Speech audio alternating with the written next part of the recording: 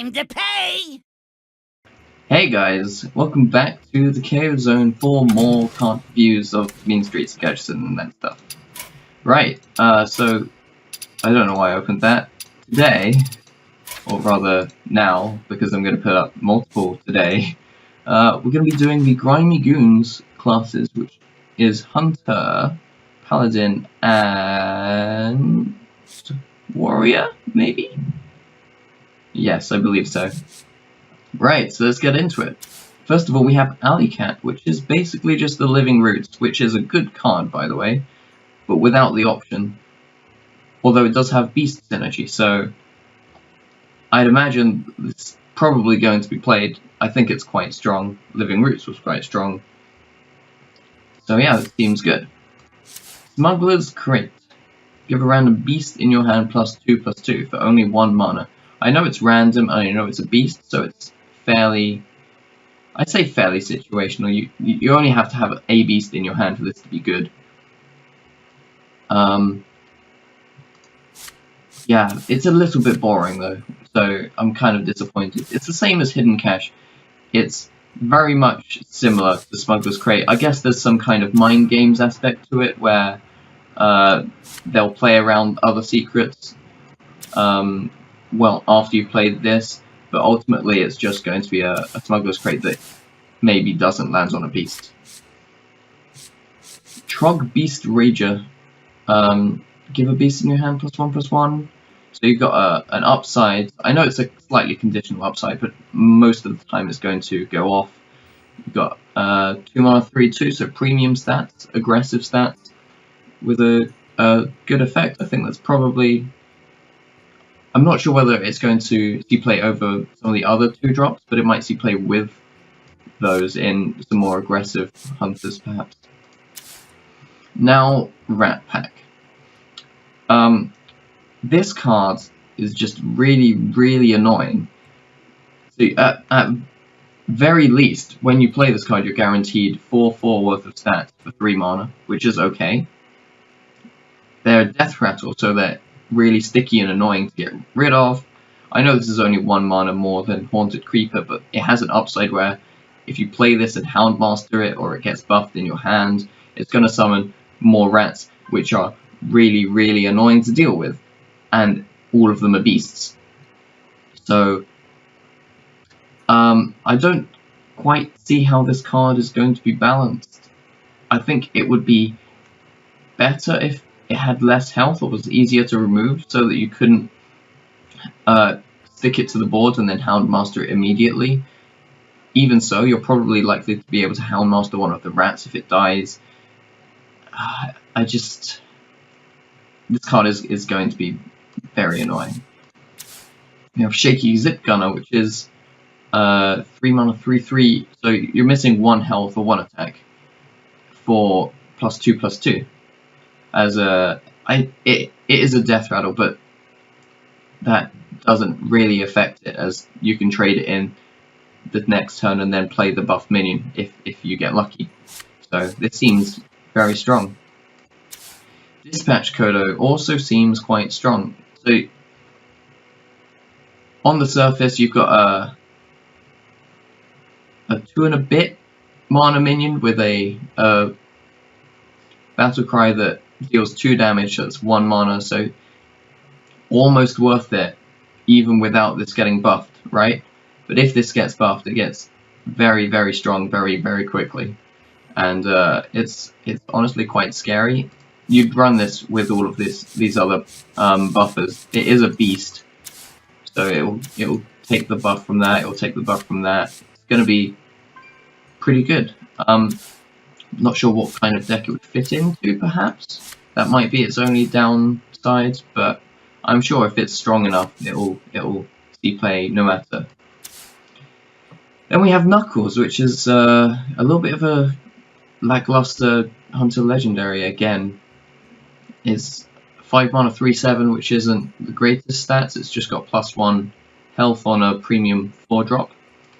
And it has, when it attacks a minion, it also damages the enemy. Also damages the enemy hero.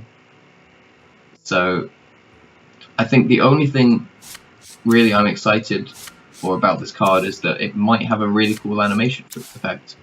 But other than that, I can't really think of much to get excited for. It's a little bit of a boring effect, and yeah. Then we have Piranha Launcher. Now, this is a not Hammer of Twilight, Charged Hammer. I think it's the same cost. You've got a very, very large durability here for a weapon, considering. And you're summoning 1/1 piranhas every turn. So you kind of use it as a hero power, I guess, over those 4 turns, with the condition that you attack, but most of the time you will attack. And I don't know, I think 5/1/1 spread over 4 turns. No, sorry, 4/1/1 spread over 4 turns isn't too bad, and the 2 damage that you're dealing every turn, perhaps picking off some weak minions every turn, could make this see play in a more control-ish hunter, but control hunter suffers from the same thing control rogue suffers from, where it has no decent healing. So we'll have to see whether they can try and make that work, especially if you use that card and you take damage from hitting minions every turn. Getaway Kodo onto Paladin. I actually really like this. It's a fun effect, I guess you could say, and it's flavorful, and it's not too strong. It's similar to draw a card, but your opponent gets to choose what they're returning if they play around it. Makes them play around other secrets as well. I think it's going to be quite interesting, for sure. Gonna mess around with this. Grimscale Chum. They're trying to push Murloc Paladin again. I think if you're playing a Murloc Paladin that isn't the combo Murloc Paladin, you'll probably just stick this guy in anyway because he's just okay. That's all it really needs to be, is a Murloc and okay for it to fit in that deck. Mean Street Marshal. Well, it can't be pinged off, which is very important, because you probably want to play this and then perhaps buff it while it's on the board. If you're playing all of the Grimy Goons minions that buff things while it's in your hand, it's quite likely to draw you a card for 1 mana, which is actually very good, as well as getting the body on the board. So I think this is actually quite a strong card, so long as you have something to buff it. Otherwise, it's just, it's okay on its own. Now, Smuggler's Run. This is potentially very strong. It very much depends on the size of the minions, the caliber of the minions in your hand. It could be very strong in some kind of zoo paladin, where you have lots and lots of minions in your hand. Play this turn 1 or turn 2 after maybe drawing a card, perhaps. And then you've got loads of buffed up minions to just flood the board with it, a little bit more resistant to being removed. But it's very hard to tell. I guess we'll see, depending on which decks it fits into. And the same with Grime Street Outfitter, which is basically just a 1/1 with this spell slapped on as a battle cry. So a little bit of a boring design choice here by Blizzard, but I understand that they want to buff minions in your hand. So small time recruits is going to be super annoying as well. This is probably only ever going to see play in aggro paladin, because it's very unlikely that other decks would run 3 1-cost minions, and drawing 3 cards for 3, even if they're just 1-cost minions, is very, very strong, especially with the effect that you're filtering out those 1-cost minions from your deck, so that on subsequent turns you'll be drawing larger minions. So I think this is very strong, and if aggro paladin becomes prominent, this would probably be the reason for it. Wicker Flame Burn Bristle. Now this card excites me a lot. This is the Paladin Legendary. It's got Divine Shield and Taunt like Tyrion. but it's got a healing effect as its effect. 3 mana 2/2 with Divine Shield and Taunt just on its own is it's okay. Whereas this, if you buff it and you get some value out of the healing, is actually going to be very strong. I'd love to see this create a new buffed paladin. I've tried in the past to make that happen, and this could honestly be the key to it. A more controlling buff paladin as well, because the healing isn't going to mean anything if you're aggressive. And we have Grimy Street Enforcer, which is going to be very, very strong. Now, I like to compare this to Emperor Thurison. Although Emperor Thurison enables combinations of cards that are greater than a cost of 10 on turn 10, stuff like that, like combo decks to happen. This has a similar effect to Thurison in that Thurison reduces the cost of all cards in your hand. Oh, sorry, all minions. Yeah, all cards in your hand. That's the one difference there. Where if that hits a minion, it's very, very similar to increasing its stats by +1/+1, because the same amount of you're getting the same stats if you increase the stats of a lower cost minion by 1 as if you were to decrease the cost of a higher cost minion by 1. You know what I'm trying to say there. It's very strong. It's going to be a you have to kill this card type of thing. I'm not quite sure how I think about this, like whether it's okay, but I'm sure we'll see a lot of it. Now, Grimy Street Protector. I really like this. You got a 7 mana 6/6 with Taunt, which is just okay on its own. And if you give some adjacent minions Divine Shield, then that's bonus on top of it, which is pretty damn good. There are quite a lot of Taunt cards in this expansion, so if you also land that Divine Shield on another Taunt minion, it's going to be very strong.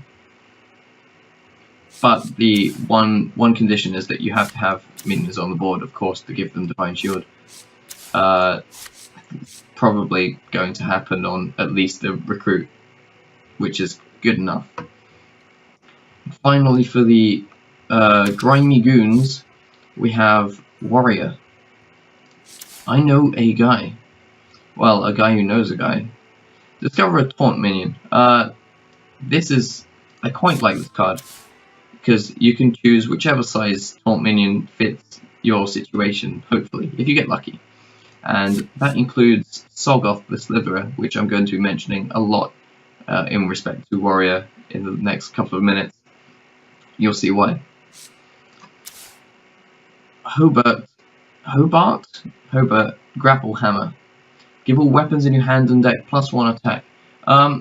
Honestly, I'm not sure how many weapons standard Warrior usually runs. I'm assuming this will be run in a deck where they run more than the usual. To be honest, if this Battlecry just lands on 1 Gorehowl to increase the amount of uses of that Gorehowl by 1, it's actually quite strong, especially considering that the first hit with your Gorehowl is going to be an 8 damage removal, basically, which is very, very good. And then you've got your standard Gorehowl, so you get that 8 damage for free on top of your just Gorehowl. And you've got just a 2 mana 2/2, which is it's okay stats.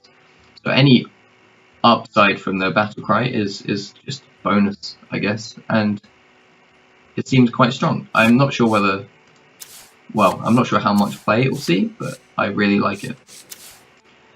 Public Defender, 2 mana 0/7. I think 0 attack is just it doesn't do anything. You have to buff this card for it to be any good, which I guess is why it's in Grimy Goons class, because they've got a lot of minion buffs. You can play this with Bolster, which is okay, but on its own, certainly wouldn't see play. You have to try and synergize with it.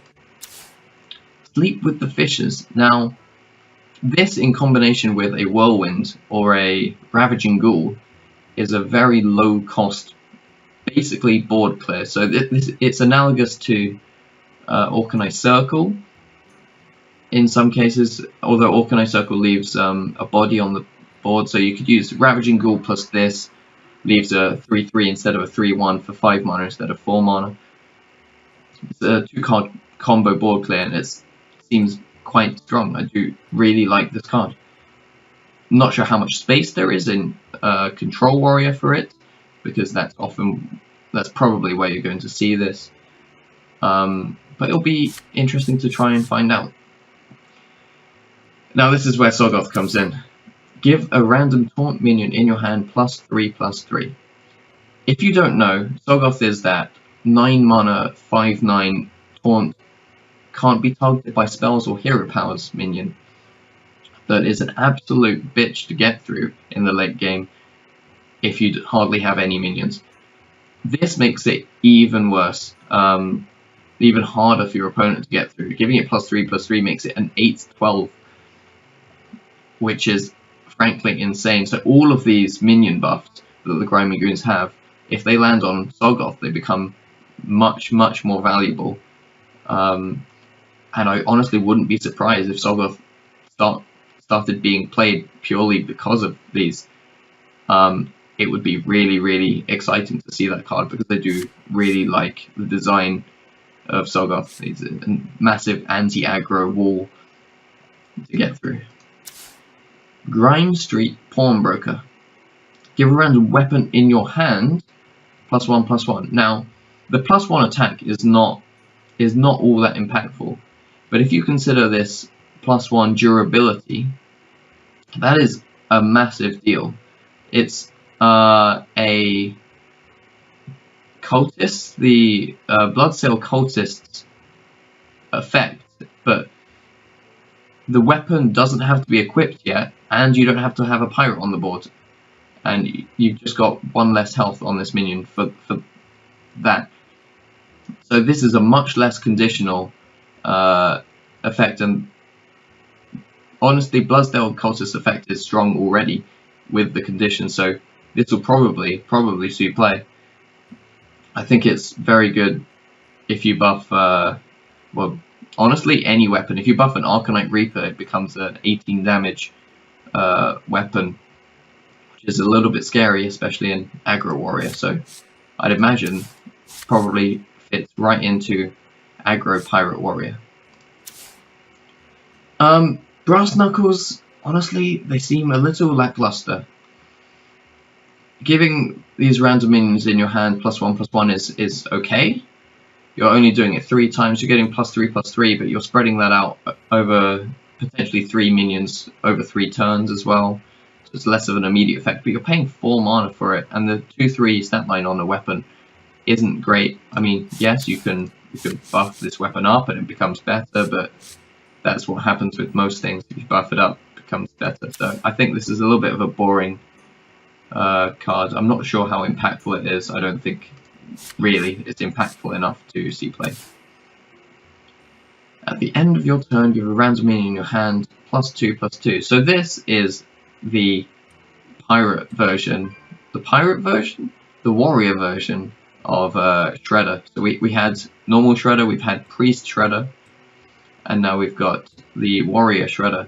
I think this +2/+2 is going to be very strong, especially as it's a continual effect at the end of your turn. So it will happen at the end of every turn.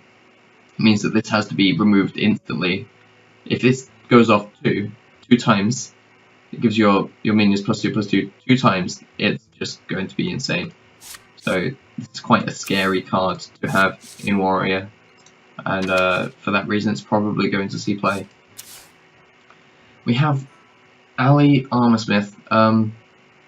This on its own doesn't look that impressive, right? You'll be gaining some armor, which is not that impactful, but it also has taunt. It's a really good anti-aggro card. And then, if you consider that it can be buffed, so you can increase its attack, especially with cards like Bolster. It's got taunt synergy, It's got hands buff synergy. It's got, you know, like general buff synergy. It's going to be very annoying for an for an aggro player to deal with, and that makes me smile. I'm gonna enjoy this, I think. And finally, if we have a look at the Grimy Goons, they have 3 cards that are very similar to the previous ones. We've got a Battle Cry Discover, a Hunter, Paladin, or Warrior card. As I said before, if this allows you to discover cards that are outside your class, it's very cool. If not, it's just, you know, it's a standard Discover minion. And I don't know, it will be interesting, but I don't know how strong it's going to be. Grimy Street Smuggler is just a standard Grimy Goons buffer, similar to having the Jade Golem Summoner. It's exactly the same kind of thing, where you're just giving a minion in your hand +1/+1, which isn't that impactful. 3 mana 2/4 is not the greatest stats, but it's okay for a 3-drop. So it's okay. You'd probably, similar to the Jade Golem one, play this if you're going all in on the hand buff synergy stuff. And finally, Don Honcho.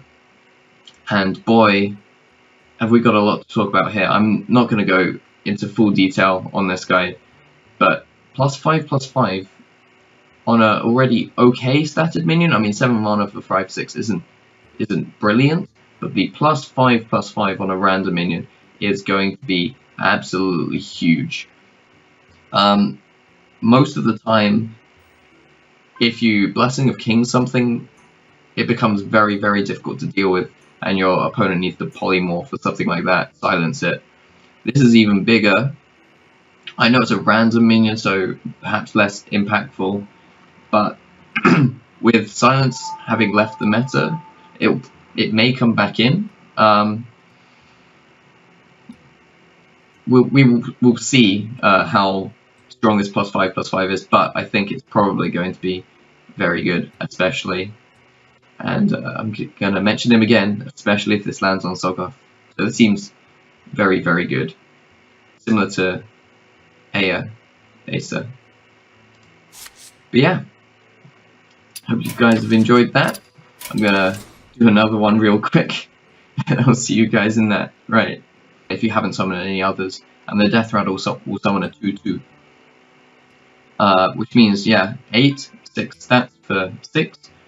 Is decent, and that's at very least if you play her with any other